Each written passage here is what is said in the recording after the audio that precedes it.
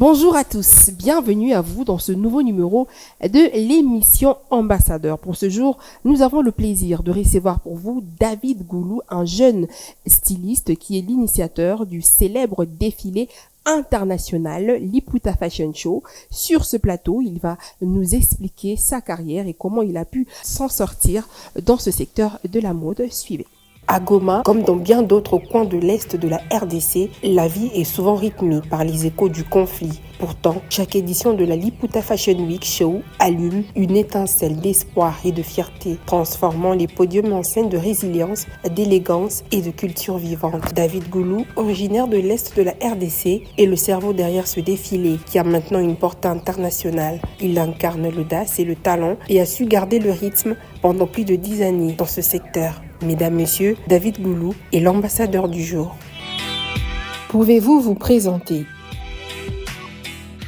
Brièvement, je réponds au nom de David Goulou. Je suis artiste, styliste et promoteur de l'événement Liputa Fashion Week. Comment vous est née cette passion pour la mode? C'est venu progressivement. Déjà, en étant élève, j'avais cette passion-là de vouloir mieux s'habiller. Même quand je partais à l'école, il y a des amis qui disaient toujours « Yo, on a soin ». Ça sortait comme ça. Et j'aimais aussi de jolis baskets. Mais avant d'arriver dans la mode, je suis d'abord passé par la danse. Donc l'art coulait déjà dans mes veines. C'est en arrivant au niveau supérieur, donc universitaire, que la mode m'a beaucoup plus réclamé. J'ai commencé par des petites formations. Ma première formation, je l'ai fait avec Eric Ndelo des États-Unis, dans une centre culturel. Et puis, j'ai interrompu mes études en relations internationales pour aller étudier la mode en Ouganda, à Kampala. J'ai fait le YMCA, donc j'ai fait le Fashion Design and Tailoring. Quand j'ai fini, c'est à ce moment-là que je suis revenu travailler comme professionnel de la mode. J'ai commencé à lancer petit à petit ma marque Liputa. Et vu que dans la ville que j'étais, je n'avais pas trop d'opportunités pour présenter ma marque, j'ai lancé l'événement Liputa. Liputa qui est aujourd'hui l'un des plus grands en RDC et en Afrique centrale. Pourquoi avez-vous choisi d'appeler votre marque Liputa? Me restreindre, je dirais non. Peut-être par la personne qui écoute, il dit Liputa, ça se focalise seulement avec du pagne et tout. Mais derrière ça, il y a une histoire. Moi, je suis un orphelin de père et de mère. Alors, j'ai grandi avec ma grande sœur dans des situations très difficiles. Alors, du coup, pour me faire deux fois des culottes, il devait rassembler différentes étoffes pour me créer une culotte ou bien un boubou style Kizoba-Zoba. Et dans notre domaine, en anglais, on appelle patchwork, mélange de plusieurs étoffes et tout. Donc voilà, c'est d'où est venue mon inspiration de Liputa. Je voulais m'attacher à mon enfance et aussi, c'est une sorte de source de mon inspiration parce que dans mes créations, il y a une sorte de diversité, il y a un monde divers, quoi. Donc voilà. Quelles sont vos principales sources d'inspiration? Donc déjà, moi je pars, mais si vous regardez la plupart de mes créations, vous allez voir, il y a les mélanges, donc il y a la diversité. Donc je m'inspire de différentes couches de la population, de société et aussi race. Donc j'aime créer pour tout le monde. J'aimerais pas que ma création se limite juste pour tierces personnes ou bien pour le Congolais. J'aimerais que ça soit pour tout le monde. Donc, c'est pourquoi dans mes créations, tu vois, il y a diverses couleurs, divers motifs, divers textiles. C'est juste pour parler à tout le monde directement. Parlez-nous de votre défilé Liputa Fashion Week. Ouais, les défilés de mode, c'est Liputa Fashion Week. À la base, ça s'organise dans la ville touristique de Goma, fort malheureusement. Cette année, nous sommes obligés de les délocaliser à Kinshasa suite à la situation sécuritaire qui sévit là-bas. Je compatis parce que j'ai vécu cette guerre. J'étais là quand tout a commencé à barder. On a vu des corps et des pillages des maisons. Même moi, mon atelier, mon showroom était pillé. C'est après la guerre que je suis sorti. J'ai pris mon avion en sortant par le Rwanda et j'ai pris un avion Brazza, je suis venu ici. Donc cette année, on va célébrer la 11e édition de la Liputa Fashion Week.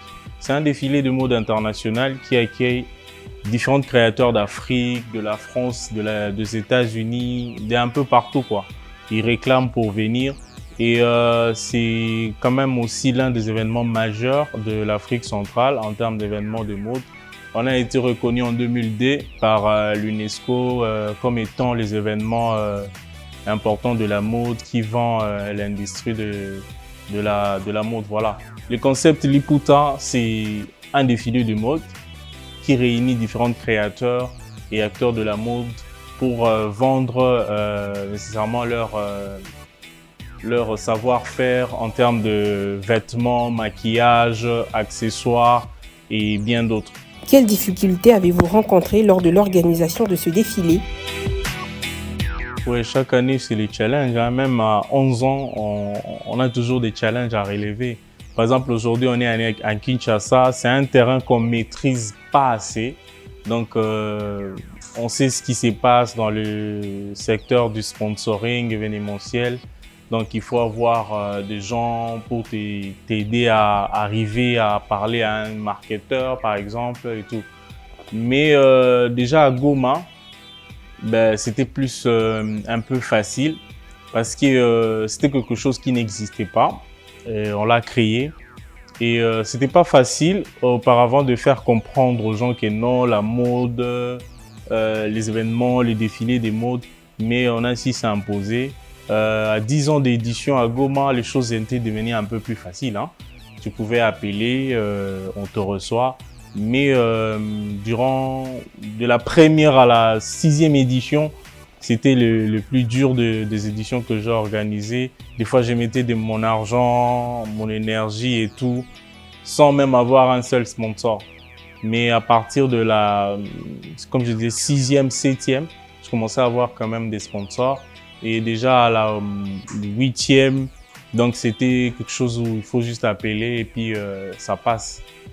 Mais bon, là à Kinshasa, c'est comme si on reprenait tout à zéro, malgré tout le contenu qu'on a. Nos événements sont passés dans différentes presses internationaux, que j'étais le nom ici. Alors voilà.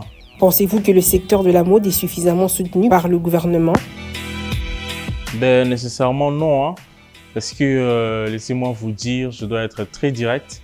Il y a tout ce qui s'est vu, tout ce qui s'est fait en termes de campagne avec le culturel, mais on voit jamais les acteurs de la mode être impliqués. Donc, on a vu Tozar et tout organiser des événements pour soutenir, disons la population à l'est, le phare d'essai et tout, mais on les a pas vus impliquer directement la mode pour qu'ils puissent aussi passer leur message. Pour moi, la mode aussi est une sorte de cri de paix. Donc, c'est aussi un vecteur de paix. Pourquoi on nous met à l'écart très souvent? On voit plus la musique et on vient d'adopter nos frères qui font l'art plastique. Donc, on aimerait aussi être vraiment assez reconnu et considéré parce que le président et madame la ministre et les DG des KMC, tout le monde s'habille. Alors, vous nous mettez à l'écart. Aujourd'hui, je remercie KMC, il nous a réussi. Il a compris que non, bon, moi aussi je m'habille, je dois faire passer les gens qui nous habillent aussi. Donc, c'est important de nous intégrer toujours dans différents projets parce que nous avons aussi notre mot à dire, notre message à passer derrière nos créations, derrière nos activités aussi. C'est très important. Selon vous, quelles sont les différences entre le style vestimentaire d'un gomatracien et celui d'un quinois? Ben oui, hein, il y a une différence et tout, il y a une différence. Les gomatraciens ne sont pas trop extravagants. Ils sont assez simples et voilà. Ils sont assez, je dirais, très réservés. Et voilà, à Goma, facilement, tu peux voir un millionnaire qui a beaucoup d'argent aller en boîte, en babouche, chez Kilote, incognito et tout. Mais à Kinshasa, tu verras jamais ça ici. Hein. Quand il arrive directement, on sait reconnaître que c'est un boss. La sécurité, tout s'organise et tout.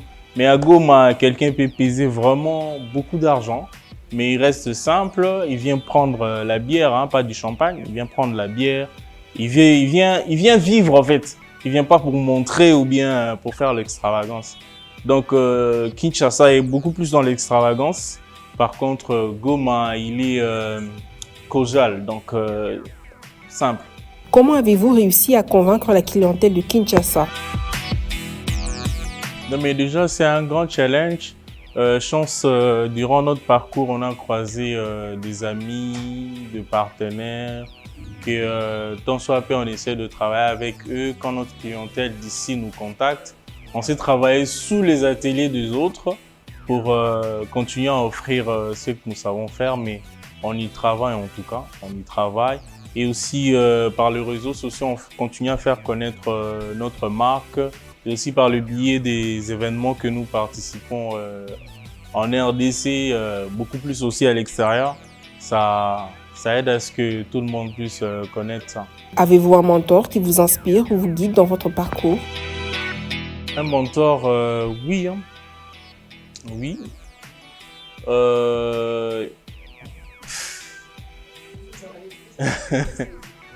Ouais, il y en a quand même. Il y en a plusieurs. Il y a le travail de personnes comme Monsieur Eric Ndelo, qui m'a vu venir dans ce monde, dans ces secteurs. C'est un Congolais, mais qui est né aux États-Unis. Je l'ai rencontré lors d'un festival à Goma. Il est venu à Goma et il est revenu pour la deuxième fois au Congo. C'était dans mon événement, donc à la Liputa Fashion Week. Donc c'est pour m'encourager, pour me dire va encore de l'avant et tout. Il y a des personnes comme José et Sam, que j'apprécie leur travail. Je suis plus en Afrique. Hein. Il y a des personnes comme Ladouma, lui il est en Afrique du Sud, avec sa marque Maxosa.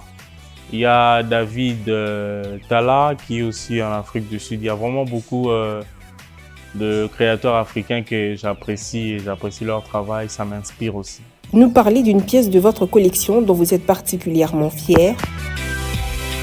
Ah ouais, en fait, c'était dans les projets de tournage d'un clip qui impliquait un artiste de Goma, Stino Lansar, et une de Kinshasa, Imperalia. Il est passé aussi par Best of the Best, Best of the Best. Alors, les tenues, en fait, chaque tenue que j'ai fait dans ces clips, ça m'a vraiment, je me suis dit, voilà, je fais du travail. Pourquoi? Parce que non seulement il y avait du moyen, et j'avais tout ce que je voulais pour créer ça. J'avais tout ce que je voulais pour créer, et il y avait des ensembles costumes et deux ensembles robes. Deux robes plutôt et deux ensembles costumes.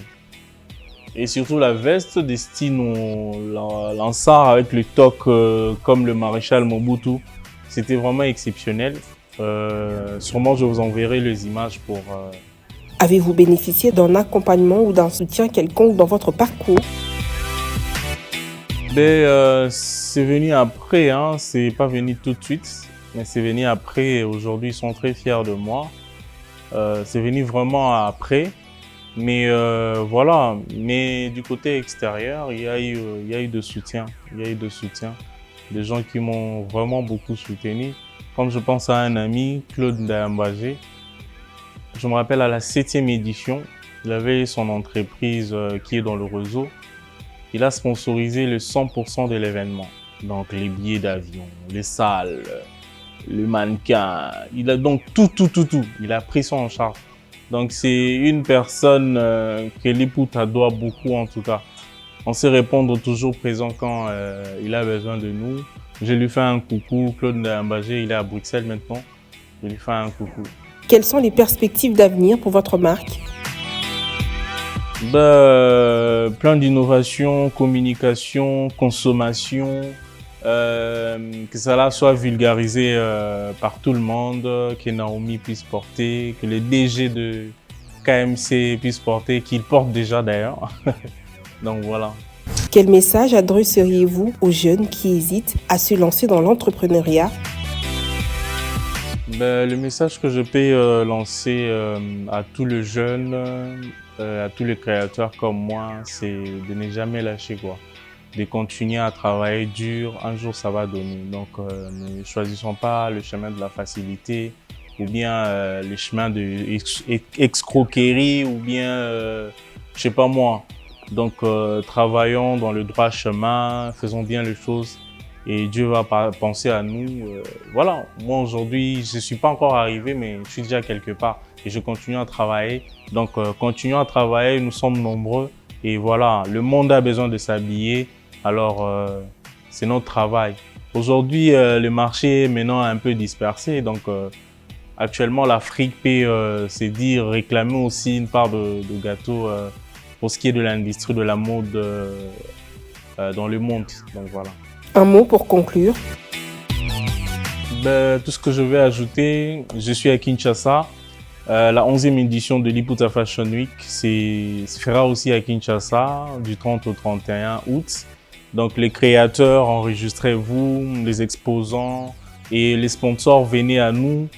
Si on a déjà déposé chez vous et que vous n'avez pas encore reçu de lettres, vérifiez et répondez positivement. Ça va aider la jeunesse qui travaille dans la mode à aller de l'avant et à continuer à croire à ce qu'ils font. Et un coucou à mon assistante Sona et un coucou au DG. Et un coucou à tous les acteurs de la mode à Kinshasa. Que pensez-vous de la chaîne qui vous reçoit aujourd'hui? Ah ouais, hein, KMC, c'est une chaîne que j'ai regardée en étant à Goma avant la guerre. J'ai reçu des liens par les DG sur Facebook. Je connaissais déjà votre adresse en fait, avant d'arriver à Kinshasa. Et quand je suis arrivé, voilà, je suis ébloui de ce que vous continuez à faire comme travail. Félicitations, c'est parmi des cadres quand même qui sont des cadres médiatiques qui sont en RDC, qui font copieusement leur travail. En tout cas, merci de m'avoir donné ces privilèges de passer et merci à toute l'équipe. Courage à vous, force à vous. Les jours meilleurs sont à venir. C'est la fin de cette émission. Merci à vous de nous avoir suivis, d'avoir été nombreux devant vos postes téléviseurs pour suivre le parcours de ce jeune talentueux, David Goulou. Je vous donne rendez-vous pour la semaine prochaine et ça sera avec le même plaisir.